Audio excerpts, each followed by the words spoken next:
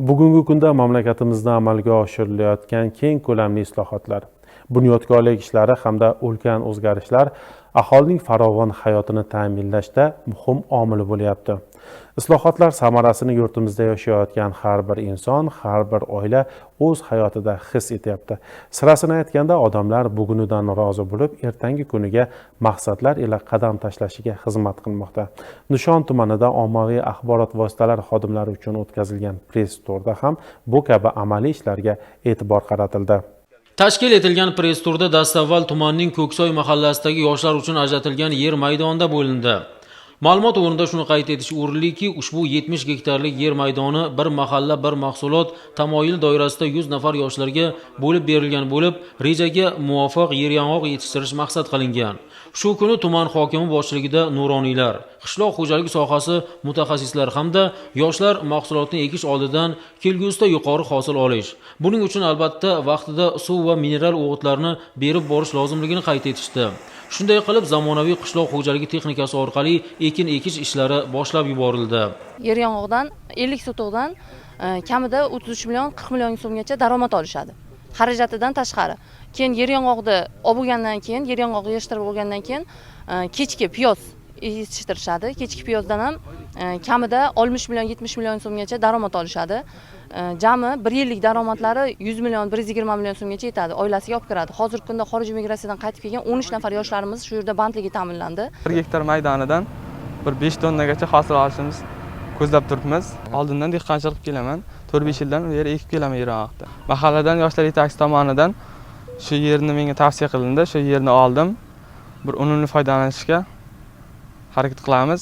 Oq Oltin mahallasi tuman markazidan chamasi 20 kilometrlar uzoqlikda joylashgan. Mahallaning Novur hududidagi ekin maydonlari va tomorqalar hozirga qadar oqova suv yo'qligidan qaqrab yotardi. Bu yerda oqova suv tarmog'ining ishga tushgani esa novurliklar hayotida tarixiy va unutilmas voqea bo'lib muhrlanadigan bo'ldi. Natijada barcha xonadon egalari har qarshi yerdan ham unumli foydalanishmoqda. O'z navbatida mahalla hududi ham obod maskanga aylanyapti. Gulniso Davlatova ham tomorqasidagi ekin maydonida pomidor va kartoshka ekdi. Qishlog'imizda ilgari suv yo'q edi. Suv yo'q tufayli cho'lga aylanib qolgan edi qishlog'imiz. Mana endi suv chiqyapti. Suv chiqib bizlar mana kartoshka, pomidor, ro'zg'orbop narsalarni ekib yetishtiryapmiz. Daraxtlar ekyapmiz. Oilaviy daromadimizni oshirmoqchimiz. Hamma oziq-ovqat mahsulotlarini sotib olardik. Kartoshka, piyoz, pomidor, qontor hammasini sotib olardik. Endi o'zimizda yetishtirib chiqarmoqchimiz. Olib borilgan o'rganish ishlari natijasida viloyatdagi 85 ta mahalla og'ir toifadagi hududga kiritilib, Nishon tumanidagi 5 ta mahalla ham shular qatoridan o'rin oldi. Oq Oltin mahallasi bilan bir qatorda Janub Mash'ala, Navbahor, Ko'ksoy hamda Shirinobod mahallalarini alohida qayd etish o'rinli. Navbahor mahallasida istiqomat qiluvchi Nilufar Tillayeva boquvchisini yo'qotgan. Ijtimoiy himoyaga muhtoj oila vakillariga kambag'allikdan farovonlik sari loyihasi doirasida davlatimiz tomonidan 10 kilovatli quyosh panellari qurib berish bilan bir qatorda uyning ta'mirlanishiga ham yaqindan yordam ko'rsatildi.